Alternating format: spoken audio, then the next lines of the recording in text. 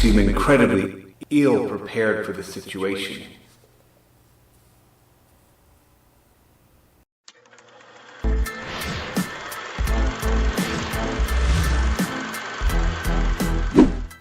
Hello everybody, it's the Gringo Scott here. Today bringing you another daily dose of movie reviews with life lessons. Today we're going to look at the 2021 Netflix original movie, foreign movie, Red Dot. Be sure to subscribe for interesting movie-themed activities with life lessons. Now, let's get started. Let's check out Red Dot Netflix 2021.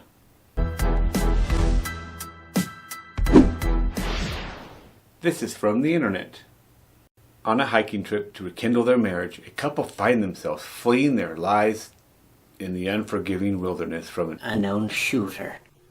Now, I don't believe that they're married because they had a whole scene to begin with where he was asking her to marry him, but he was in the bathroom doing a radio show or something. You could tell he was in the bathroom. It was a pretty classy move.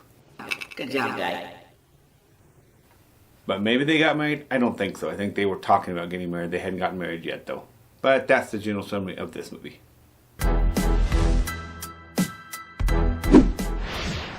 What's the deeper meaning in this one? This one made me think of the importance of dialectical thinking. What do I mean by dialectical thinking? Well, someone can be a jerk and kind of weird and still be good at their job and can be trusted. Or another example of dialectical thinking is, my friend is a fun guy, I love him, he's super cool, but he is difficult to get a hold of. That's what I don't like about him, but he is my friend. So basically it's learning that everything is not just black and white, that everything has a duality or more. It's multiple, complex, different things. So just because you don't like the way your friend's acting doesn't mean your friend's evil. It's just that he's being a jerk, or in this case of this friend that's hard to get a hold of.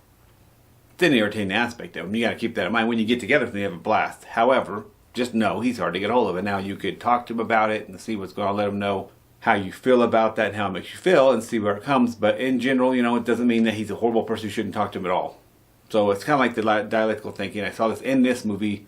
The super panicky victim, poor decision making people in this movie regularly made the worst decision based on super generalizations and only took action when you really should have paused. Because you should have read the room instead of jumped to conclusions. You should have thought dialectically. But that's what I learned from this movie. That there is no black and white. It's all gray. That's my take on this, guys. But with all my advice, take what you want and leave the rest. I'm no expert. I'm just a guy.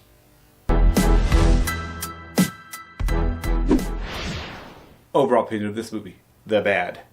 The couple is incredibly inept and incompetent. And I have to ask myself, during the movie several times, I just had to ask myself this. Would you have not been screwed anyways because you seem incredibly ill prepared for the situation? I like movies where the victims eventually get empowered and take control of the situation and turn it around. It's your classic hero's quest. They're getting beat up, and they start figuring out what's going on. They may have to lose some loved ones, but at some point they're like, okay, I'm after you now. I'm going to go after you. And it's like now the hunter becomes the hunted. I like those kind of things where they're fighting this one. This guy, these characters, specifically the guy, takes no personal responsibility for his actions. Only when the little weasel is caught. Then he's like, I will do it. I'm sorry. Take responsibility now because you caught me. Haha, I feel bad. Then I got caught. I guess I kind of feel like maybe they didn't get what they deserve, but they kind of had it coming. Does that make sense, guys? So that was kind of lame about the characters in this movie. Lastly, so the movie's going. You don't know who the shooter is. You're like, who is the shooter? You're trying to kind of murder mystery. You're like, I don't think it's him. It's not him, blah, blah, blah. Don't worry, guys. You're completely wrong because there's a random unexplained flashback that explains the situation way after the fact. The whole virtual life situation that occurs, and that's what's happened. That's what's causing this to happen. There were no clues to follow because they didn't give any clues until they just told you. And that's a little bit lame, guys. Just a little bit. Oh, and it's in another language, just so you know. This is not necessarily a bad thing, it's just an FYI to you guys. Now, as the aspect, this is a Swedish movie, by the way. They're good.